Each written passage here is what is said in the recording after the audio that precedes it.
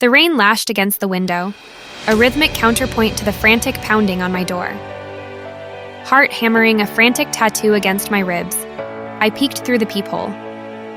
A figure, shrouded in darkness, stood outside, desperation radiating from their stance. It was her. Elena. The woman who'd ignited a fire in my soul I hadn't even known existed.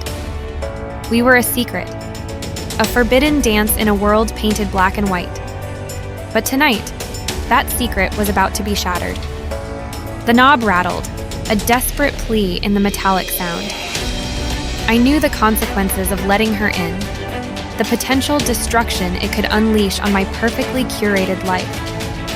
But as I unlatched the deadbolt, the storm outside seemed to pale in comparison to the one brewing within me. We were a storm waiting to happen, and tonight, the rain wouldn't be the only thing washing away the carefully constructed facade. 10 excruciating years had passed since I last held my daughters, Lily and Sarah, in my arms. The memory of their warmth, their laughter, was a constant ache in my chest. My life had been a beautiful lie, a carefully curated picture. I had a loving husband, Mark, 2 bright, giggling daughters, and a comfortable home. On the outside, it was perfect, but on the inside, I was suffocating.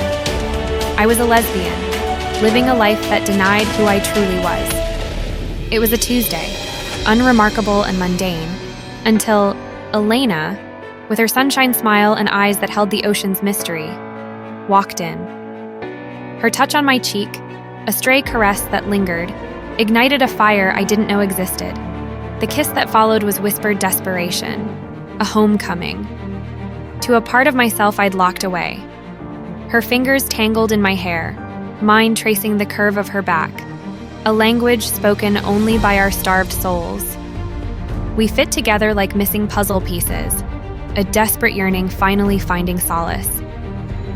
The crash of the front door sent us flying apart. John stood there, his face a canvas of shock and betrayal. The air crackled with unspoken words. Shame choked me, a bitter pill that swelled in my throat. It was a scene ripped from my worst nightmares, a betrayal that echoed through the house, shattering the illusion we'd meticulously crafted. Mark found me. It was messy, desperate, a culmination of years of yearning. The shame that washed over me was as heavy as the guilt that followed. But to my surprise, Mark forgave me. There was a flicker of pain in his eyes, but his love, or perhaps his pity, held him back from leaving. That was the turning point. For Mark, it was a chance to rebuild, to salvage our marriage. For me, it was the stark realization of the lie I'd built. How could I stay, knowing I was a fraud? So, I made the most agonizing decision of my life. I left. Leaving them was like ripping a part of my soul out. Lily, my bright-eyed 14-year-old, held on to me the tightest. Sarah, my 10-year-old cuddlebug, just whimpered, her eyes wide with confusion. I promised them I'd come back, a lie even I couldn't believe. Mark, bless his heart, tried everything. He got a better job and showered them with love, but their smiles faltered. Sometimes, late at night, I'd see the flicker of sadness in Sarah's eyes and hear the tremor in Lily's voice when she asked if I'd come back. My heart would crack a little more. But the truth is, I was lost. I was on a journey of self-discovery, a journey that took me far away, physically and emotionally. It was selfish, I know, but I needed to find myself before I could face them again. Years blurred into one another. Mark and the girls adjusted. Lily blossomed into a beautiful, independent young woman. And Sarah, always the sensitive one, still carried a quiet sadness. I knew my absence had left scars, invisible wounds that festered. The guilt finally gnawed at me till it became unbearable. I yearned to see them, to explain, to apologize.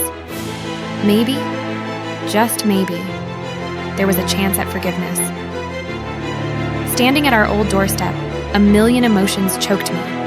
My heart hammered against my ribs as Mark opened the door, a mixture of surprise and anger clouding his face. Lily, a spitting image of me with her fiery red hair stood next to him, her arms crossed, her expression unreadable. Sarah, smaller but with the same bright eyes, peeked out from behind her father.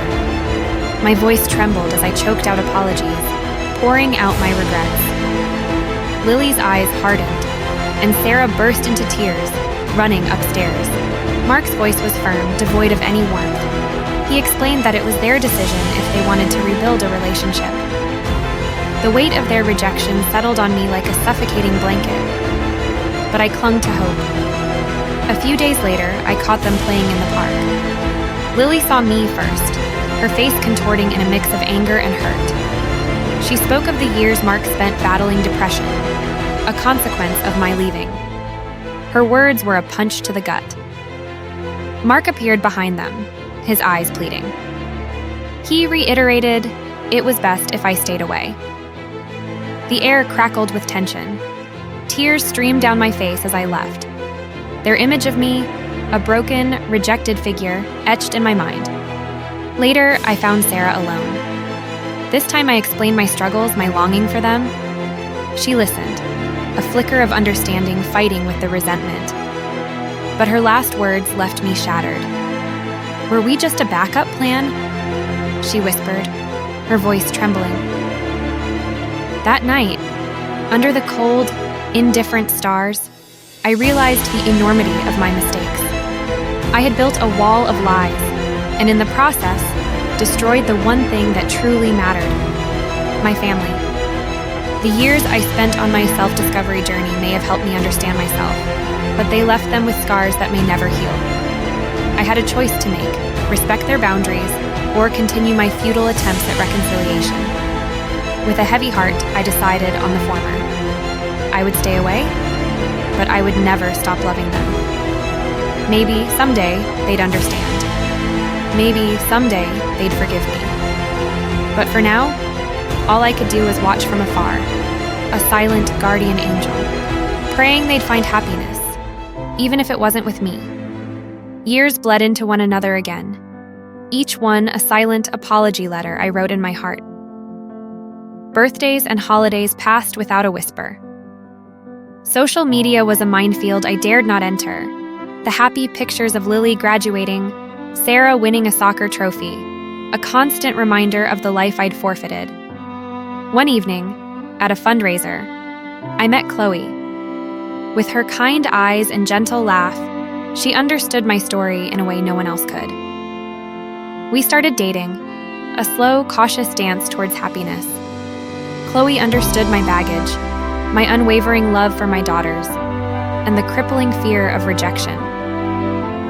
One sunny afternoon, Chloe suggested we visit the park where I'd last seen Lily and Sarah. It was a risk, but holding Chloe's hand gave me a sliver of courage.